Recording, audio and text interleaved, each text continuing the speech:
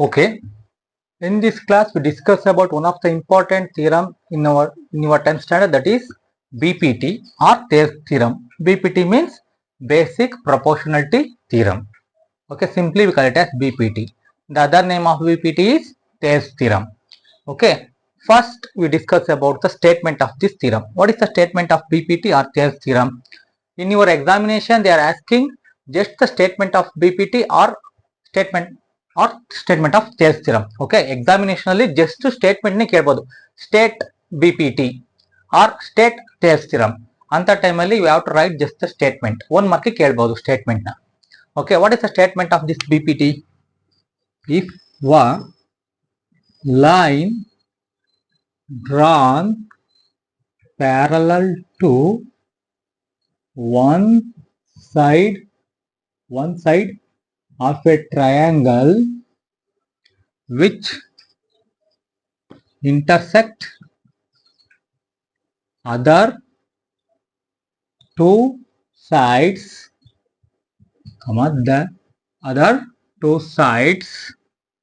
then it divides two sides in the same ratio or in proportion. This is the statement. What is the statement? If a line drawn parallel to one side of a triangle which intersect other two sides, then it divides two sides in the same ratio or in proportion. Same ratio or in proportion, both are same. What is the meaning of this statement? It means here we have a triangle. I will name it as ABC. Okay, here we have a triangle ABC. ABC ಅನ್ನೋದು ಒಂದು triangle ತಗೊಂಡಿದ್ದೀನಿ. ಈ BC side ಗೆ parallel ಆಗಿ ಒಂದು line draw ಮಾಡಿದ್ದೀನಿ. ಅದನ್ನ ನಾನು D ಅಂತ ನೇಮ್ ಮಾಡಿದ್ದೀನಿ. ಇಲ್ಲಿ ಏನಾಗುತ್ತೆ, DE ಪ್ಯಾರಲಲ್ ಟು BC ಆಗುತ್ತೆ. ಅಂದ್ರೆ if a line drawn parallel to one side of a triangle, ಇಲ್ಲಿ ಯಾವ ಲೈನ್ ಡ್ರಾ ಮಾಡಿರೋ, ನಾನು ಡಿ ಲೈನ್ ನ ಡ್ರಾ ಮಾಡಿದೀನಿ which is parallel to BC ಇರೋಂಗೆ. ಇಲ್ಲಿ ಯಾವ ಲೈನು, ಡಿ ಲೈನ್ ಅನ್ನ BC ಗೆ ಪ್ಯಾರಲಲ್ ಇರೋಗೆ ಡ್ರಾ ಮಾಡಿದೀನಿ. ಆದ್ರೆ ಪ್ಯಾರಲಲ್ ಡ್ರಾ ಮಾಡಿದ್ರೆ ಏನಾಗುತ್ತೆ, if a line drawn parallel to one side of a triangle which intersect other two sides. ಈ D line to other two sides ಅಂದ್ರೆ ಯಾವ್ಯಾವುದು, AB ಅಂಡ್ AC ನ ಇಂಟರ್ಸೆಕ್ಟ್ ಅಂದ್ರೆ ಮೀಟ್ ಮಾಡಿದೆ. ಯಾವ ಪಾಯಿಂಟ್ ಅಲ್ಲಿ, AB ನ D ನಲ್ಲಿ ಮೀಟ್ ಮಾಡಿದೆ, AC ನ E ನಲ್ಲಿ ಮೀಟ್ ಮಾಡಿದೆ. ನೋಡಿ, which intersect other two sides, intersect ಮಾಡಿದೆ. ಅದಾದ್ಮೇಲೆ then it divides two sides in the same ratio. ಹಾಗಾದ್ರೆ ಈ ಲೈನ್ ಇದೆಯಲ್ಲ, DE ಪ್ಯಾರಲಲ್ ಟು BC ಮಾಡಿದೀನಿ ತಾನೆ, ಈ ಇಂಟರ್ಸೆಕ್ಟ್ ಅದರ್ ಟೂ ಸೈಡ್ಸ್ ಅಂದ್ರೆ AB ನ D ನಲ್ಲಿ ಮೀಟ್ ಮಾಡಿದೆ, AC ನ E ನಲ್ಲಿ ಮೀಟ್ ಮಾಡಿದೆ. ಈ D ಲೈನ್ ಫರ್ದರ್ ಏನ್ ಮಾಡುತ್ತೆ ಅಂದ್ರೆ divides two sides in the same ratio. ಈ ಟೂ ಸೈಡ್ಸ್ ಯಾವ್ದು, AB ಮತ್ತೆ AC ನ ಇಂಟರ್ಸೆಕ್ಟ್ ಮಾಡಿದೆಯಲ್ಲ, ಈ ಟೂ ಸೈಡ್ಸ್ ನ ಸೇಮ್ ರೇಷಿಯೋದಲ್ಲಿ ಡಿವೈಡ್ ಮಾಡುತ್ತೆ. Same ratio means AD by DB ಮಾಡಿದ್ರೆ ಎಷ್ಟು ಬರುತ್ತೋ AE ಬೈ EC ಮಾಡಿದ್ರು ಅಷ್ಟು ಬರುತ್ತೆ. ಆ ತರ ಡಿವೈಡ್ ಮಾಡುತ್ತೆ. This is the proof of the Thales theorem. ಇದನ್ನ ನಾವು ಪ್ರೂವ್ ಮಾಡ್ಬೇಕು. ಇದನ್ನ ಪ್ರೂವ್ ಮಾಡ್ಬೇಕು. ಇದು statement. If a line drawn parallel to one side of a triangle which intersect other two sides, it means D is a parallel line which intersect two sides AB and AC at distinct points D and E. Then it divides, this D line which divides AB and AC in the same ratio, it means AD by DB, AE by EC. ಇದು DE parallel to BC ಅಂತಲ್ಲ, ನಾವು ಈಗೂ ಹೇಳ್ಕೊಬಹುದು. ಇದನ್ನ not only for BC ಗೆ parallel ಅಂತಲ್ಲ, ಇದನ್ನೇನಾದ್ರೂ ಈಗ ಫಾರ್ ಎಕ್ಸಾಂಪಲ್ ಈಗ GH ಪ್ಯಾರಲಲ್ ಟು AB ಹೇಳಿದ್ದೀನಿ, ಅದು GH parallel to AB. GH parallel to AB ಹೇಳಿದ್ರೆ ಅಕಾರ್ಡಿಂಗ್ ಟು BPT ಏನಾಗುತ್ತೆ, ಇದು CH by HA is equal to CG by GB ಆಗುತ್ತೆ. ಕರೆಕ್ಟಾ? CH by HA by CG by GB ಆಗುತ್ತೆ. As well as ಇದೇ ರೀತಿ ನಾವು AC ಗೂ ಪ್ಯಾರಲಲ್ ಆಗಿ ಡ್ರಾ ಮಾಡಬಹುದು. ನೋಡಿ, X Y parallel to A C. ಈಗೇನಾಗುತ್ತೆ ಅಂತ ನೀವೇ ಕಾಮೆಂಟ್ ಮಾಡಿ. ಈ ಕಂಡೀಷನ್ ಇದ್ದಾಗ ಥೇಲ್ಸ್ ಥಿಯರಮ್ ಅಪ್ಲೈ ಮಾಡಿದ್ರೆ ಯಾವ ಕಂಡೀಷನ್ ಬರುತ್ತೆ ಅಂತ ನೀವೇ ಕಾಮೆಂಟ್ ಮಾಡಿ. ಈಗ ಥೇಲ್ಸ್ ಥಿಯರಮ್ ಈ ತರ ಬರುತ್ತೆ ಅಂತ ಹೇಳಿದೀನಿ ತಾನೆ, ಅದು ಪ್ರೂವ್ ಮಾಡೋಣ ಯಾವ ರೀತಿ ಬರುತ್ತೆ ಅನ್ನೋದು. ಇದು ಎಕ್ಸಾಮಿನೇಷನ್ ಪಾಯಿಂಟ್ ಆಫ್ ವ್ಯೂ ಅಲ್ಲಿ 10th ಸ್ಟ್ಯಾಂಡರ್ಡ್ ಮಕ್ಕಳಿಗೆ 4 ಮಾರ್ಕ್ಸ್ಗೆ ಕೇಳ್ತಾರೆ. ಈ ವರ್ಷ 10th ಆನ್ಯುವಲ್ ಎಕ್ಸಾಮಿನೇಷನ್ ಅಂದ್ರೆ 2024 ಅಲ್ಲಿ ಕೂಡ this state and prove BPT basic proportionality theorem ನ 4 ಮಾರ್ಕ್ಗೆ ಕೇಳಿದ್ರು. ಇದನ್ನು ಪ್ರೂವ್ ಮಾಡೋದು ಹೇಗೆ ಅಂತ ನೋಡ್ತಾ ಹೋಗೋಣ ನಾವು. ಓಕೆ, ಯಾವುದೇ ಆಗ್ಲಿ, first of all when we are proving the theorem ನ ಪ್ರೂವ್ ಮಾಡ್ಬೇಕಾದ್ರೆ ಫಸ್ಟ್ ಸ್ಟೇಟ್ಮೆಂಟ್ ಗೊತ್ತಿರ್ಬೇಕು ನಮ್ಗೆ. ಸ್ಟೇಟ್ಮೆಂಟ್ ಗೊತ್ತಿದ್ರೆ ಆ ಸ್ಟೇಟ್ಮೆಂಟ್ ಅಲ್ಲೇ ಏನು ಒಂದು 50% of the statement will be the data ಆಗಿದ್ರೆ ಇನ್ನ 50% ನಾವ್ ಏನ್ ಪ್ರೂವ್ ಮಾಡ್ಬೇಕು ಅಂತ ಆಗಿರುತ್ತೆ. ಇಲ್ಲೇನ್ ಹೇಳಿದರೆ, if a line drawn parallel to one side of a triangle. If a line drawn parallel to one side of a triangle. ಇಲ್ಲಿ ಫಸ್ಟ್ ಈಗ ಏನ್ ಹೇಳಿದ್ನೋ, if a line drawn parallel to one side of a triangle, this will be the data ಆಗುತ್ತೆ. Next which intersect other two sides, then it divides other two sides are in same ratio or proportion. That will be the to prove. ಏನ್ prove ಮಾಡ್ಬೇಕು ಅಂತ. ಈಗ for example ಇದಕ್ಕೊಂದು figure ಬರ್ಕೊತೀನಿ. ಯಾವತ್ತೇ ಆಗ್ಲಿ theorem ನ ಮಾಡ್ಬೇಕಾದ್ರೆ ವಿತೌಟ್ ಫಿಗರ್ ಮಾಡಿದ್ರೆ ಮಾರ್ಕ್ಸ್ ಕೊಡಲ್ಲ. First you should write the figure.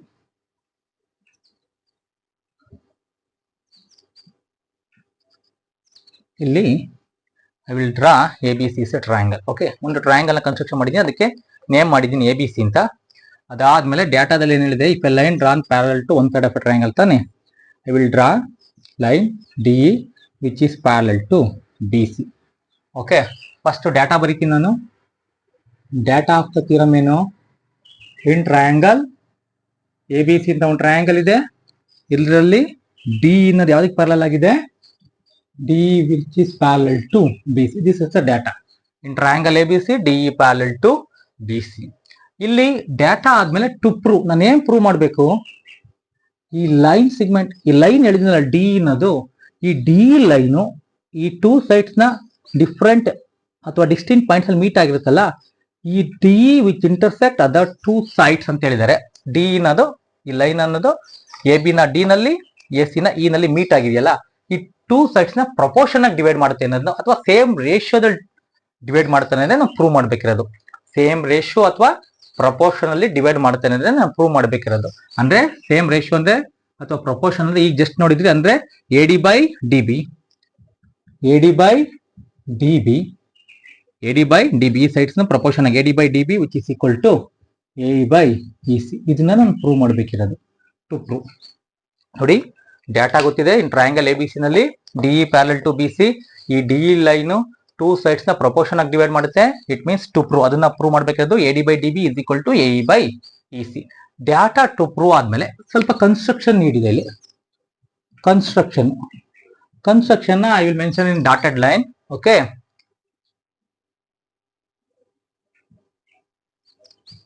DN ಒಂದು ಪರ್ಪೆಂಡಿಕ್ಯುಲರ್ ಹೇಳಿದ್ದೀನಿ. One more perpendicular I will name it as EM. Okay, perpendicular ಹೇಳಿದ್ದೀನಿ. ಅದಾದ್ಮೇಲೆ I will join BE and CD. ಏನೇನು ಕನ್ಸ್ಟ್ರಕ್ಷನ್ ಮಾಡಿದೆ ಇಲ್ಲಿ, draw EM perpendicular to AB ಗೆ perpendicular ಆಗಿ ಹೇಳಿದ್ದೀನಿ. And also one more perpendicular, ಯಾವುದು DN perpendicular to AC. Draw EM perpendicular to AB, DN perpendicular to AC ಆಗಿದೆ. ಅದಾದ್ಮೇಲೆ ಏನೇನು ಜಾಯಿನ್ ಮಾಡಿದೆ, ಜಾಯಿನ್ BE and CD ಮಾಡಿದ್ದೀನಿ. ಅದನ್ನು ಬರ್ಕೊಳ್ಳಿ, ಏನೇನು ಮಾಡಿದ್ದೀರಾ ಅದನ್ನ ಬರ್ಕೊಂಡ್ಬಿಟ್ಟು join BE and CD. This will be the construction ಆಯ್ತು. ಕನ್ಸ್ಟ್ರಕ್ಷನ್ ಏನೇನು ಮಾಡಿದೀನಿ ಅಂತ ಗೊತ್ತಾಯ್ತು. Draw DN perpendicular to AC and EM perpendicular to AB ಆಯ್ತು. And also join BE and CD ಮಾಡಿದ್ದೀನಿ. ಡಾಟಾ ಆಯ್ತು, ಟು ಪ್ರೂವ್ ಆಯ್ತು, ಕನ್ಸ್ಟ್ರಕ್ಷನ್ ಆಯ್ತು. ಕನ್ಸ್ಟ್ರಕ್ಷನ್ ಆಮೇಲೆ ಪ್ರೂಫ್, ಅದು ಯಾವ ರೀತಿ ಬರುತ್ತೆ ಅನ್ನೋದು ಪ್ರೂಫ್. ಈ ಪ್ರೂಫ್ಗೆ ರೀಸನ್ಸ್ ಬರಿತಾ ಹೋಗ್ಬೇಕು, ಏನು ಬರ್ಕೊಂತಿದೀವಿ ಅದನ್ನ ಅಂತ.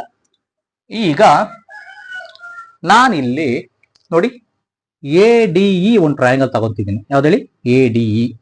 ಈ ಟ್ರಯಾಂಗಲ್ದು ಏರಿಯಾ ಬರಿತಿದ್ದೀನಿ, ಏರಿಯಾ ಆಫ್ ಟ್ರಯಾಂಗಲ್ ADE.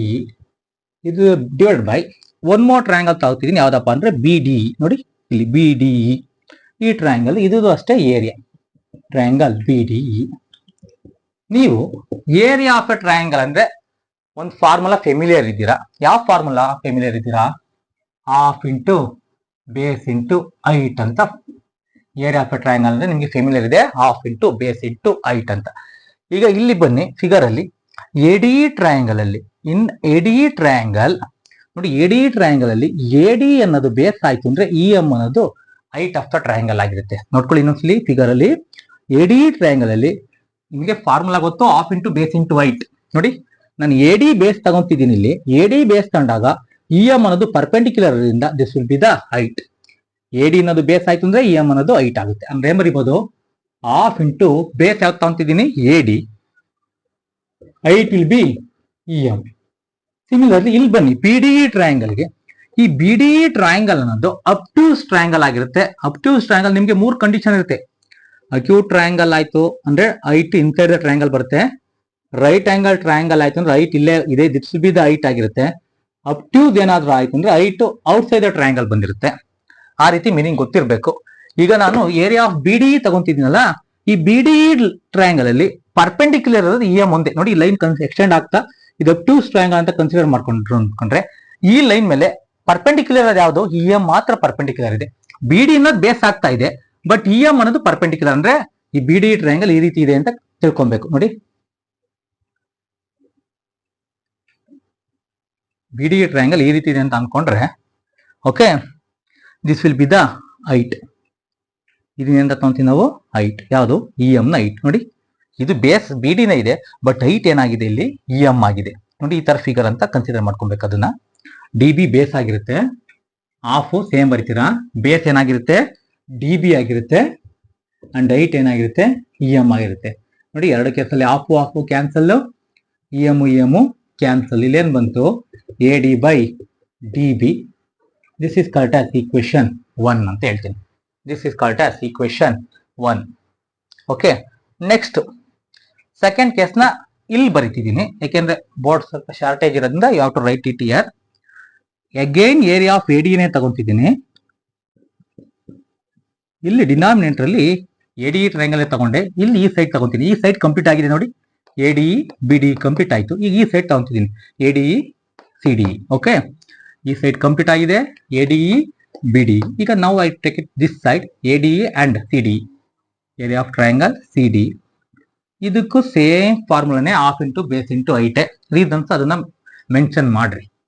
ಈಗ ಹಾಫ್ ಫಸ್ಟ್ ಕೇಸಲ್ಲಿ I will take it as A D base ತಗೊಂಡೆ. ಸೆಕೆಂಡ್ ಕೇಸಲ್ಲಿ ಎ ಇ ಬೇಸ್ ತಗೊಂತಿದ್ದೀನಿ. ಯಾವ್ದು ಬೇಸ್ ತಗೊಂತಿದ್ದೀನಿ, ಎ ಇ ಬೇಸ್ ತಗೊಂತೀನಿ. ನೋಡಿ ಎ ಇ ಬೇಸ್ ಆಯ್ತು ಅಂತಿದ್ದಂಗೆ ಯಾವ್ದು ಹೈಟ್ ಆಗುತ್ತೆ, ಡಿ ಎನ್ ಅನ್ನೋದು ಹೈಟ್ ಆಗುತ್ತೆ, D N height. Similarly C D E triangle ತಗೊಂತಿದ್ದೀನಿ. Half that will be the base, E C base ಆಗುತ್ತೆ, ಗೊತ್ತಾಗ್ತಾ ಇದೆ ಯಾಕಂದ್ರೆ ಅದು ಆಲ್ರೆಡಿ ತೋರಿಸಿದ್ದೆ. ಇ ಸಿ ಬೇಸ್ ಆಯ್ತು ಅಂದ್ರೆ ಹೈಟ್ ಏನಾಗುತ್ತೆ ಇ ಸಿ. ಇಲ್ಲಿ ಯಾವ್ದು ಪರ್ಪೆಂಡಿಕ್ಯುಲರ್ ಒಂದೇ ಇರೋದು D N will be the height. ನೋಡಿ half cancel, D N cancel, ಏನಾಯ್ತು A E by E C ಆಯ್ತು. Okay, this is called as equation 2. Equation first ಗೊತ್ತಾಯ್ತು, 2 ಗೊತ್ತಾಯ್ತು. ನೆಕ್ಸ್ಟ್ ಈಗ ಫರ್ದರ್ ಏನ್ ಮಾಡ್ಬೋದು ಅಂದ್ರೆ, ಇದು ಒಂದು ಇಂಪಾರ್ಟೆಂಟ್, ಇದು 9th ಸ್ಟ್ಯಾಂಡರ್ಡ್ ಕಲ್ತಿದ್ರಿ. ಈಗ ಡಾಟಾ 2 ಎಲ್ಲ ಆಗಿದೆ, ಕನ್ಸ್ಟ್ರಕ್ಷನ್ ಎಲ್ಲ ಆಗಿದೆ ಅಂತ ಅನ್ಕೊಂತ ಇದನ್ನ ಅಳಿಸ್ತಿದ್ದೀನಿ. ಈಗ ಇಲ್ಲಿ ಫಿಗರಿಗೆ ಬನ್ನಿ. ನೋಡಿ ಬಿ ಡಿ ಇ, ನೋಡಿ ಬಿ ಡಿ ಅನ್ನೋದೊಂದು ಟ್ರಯಾಂಗಲ್, ಸಿ ಡಿ ಅನ್ನೋದೊಂದು ಟ್ರಯಾಂಗಲ್. ಇವೆರಡೂ triangle in between the same parallels ಇದೆ. ನೋಡಿ B D E C D E in between the same parallels and also they are having the same base. B D triangle ಅಲ್ಲೂ D ಇದೆ, C D triangle D ಇದೆ. ಇಲ್ಲಿ ನಿಮ್ಗೆ 9th standard theorem ಅಲ್ಲಿ ಏನ್ ಹೇಳಿದ್ರು ಅಂದ್ರೆ, if 2 triangles having the same base, ನೋಡಿ ಬಿ ಡಿ ಟ್ರಯಾಂಗಲ್ ಗು ಡಿ ಬೇಸ್ ಆಗುತ್ತೆ, ಸಿ ಡಿ ಟ್ರಯಾಂಗಲ್ ಗು ಡಿ ಬೇಸ್ ಆಗುತ್ತೆ. If 2 triangles having the same base and within the same parallels. ನೋಡಿ BD and CD are the 2 triangles having the same base as D and between the same parallels. ನೋಡಿ and between the same parallels ಇದೆ. ಹಂಗಿದ್ದಾಗ ಇವೆರಡು area ಏನಾಗಿರುತ್ತೆ ಅಂದ್ರೆ equal ಇರುತ್ತೆ. ಇಲ್ಲಿ ಬರಿಬಹುದು ನಾನು, area of triangle BDE is equal to area of triangle CDE. Reason ಬಂದ್ಬಿಟ್ಟು ಏನ್ ಬರಿತೀರಾ ಅಂದ್ರೆ, ಬಿಟ್ವೀನ್ ಏನಿದೆ same base DE, same base DE, and also between the same parallel lines, parallels ಅಂತ ಬರೀತೀನಿ. ಸೇಮ್ ಬೇಸ್ ಡಿ ಇದೆ and between the same parallels ಇದಾಗಿದ್ದಾಗ area of B D ಮತ್ತೆ area of C D equal ಆಗಿರುತ್ತೆ. ಅಂದ್ರೆ ಇಲ್ಲಿಗೆ ಬನ್ನಿ ನೋಡಿ, ಈಗ ಏರಿಯಾ ಆಫ್ ಎ ಡಿ ಮತ್ತೆ ಏರಿಯಾ ಆಫ್ ಸಿ ಡಿ ಏನ್ ಬರ್ತಿದೆ, ಎ ಬೈ ಇ ಸಿ ಬರ್ತಿದೆ. ಇಲ್ಲಿ ನೋಡಿ A D same as it is ಹಂಗೆ ಬರ್ಕೊಳ್ಳಿ, ಸುಮ್ಮನೆ ಬರೀತಿರೋದು. ತೀರಮ್ ಅಂದ್ರೆ ಇಷ್ಟು, ಇದಾದ್ಮೇಲೆ ಈ ಸ್ಟೆಪ್ ಬರೀರಿ. ಓಕೆನಾ, ಅದಾದ್ಮೇಲೆ ಈ step this called as 3, this is called as 3. ಈಗ ಫ್ರಮ್ 1, 2 ಅಂಡ್ 3 ಅಂತ. ಓಕೆ, ಇಲ್ಲಿ ನೋಡಿ area of A D by area of C D ಇದೆ ಅಂತಾನೆ.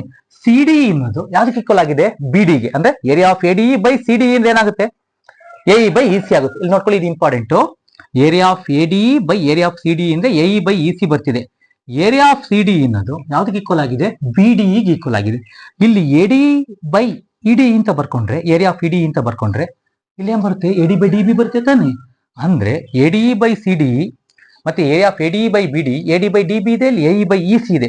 ಇವೆರಡೂ ಕೂಡ ಈಕ್ವಲ್ ನೋಡಿ, ಎರಡೂ ಕಡೆ ಈಗ, ಯಾಕಂದ್ರೆ ಇವೆರಡು ಈಕ್ವಲ್ ಆಗಿರ್ತವೆ. ಏನಕ್ಕೆ ಅಂದ್ರೆ ಇವೆರಡು ಡಿನಾಮಿನೇಟರ್ ಇವೆರಡು ಈಕ್ವಲ್, ನ್ಯೂಮರೇಟರ್ ಎರಡು ಈಕ್ವಲ್ ಇತ್ತು ಅಂದಾಗ.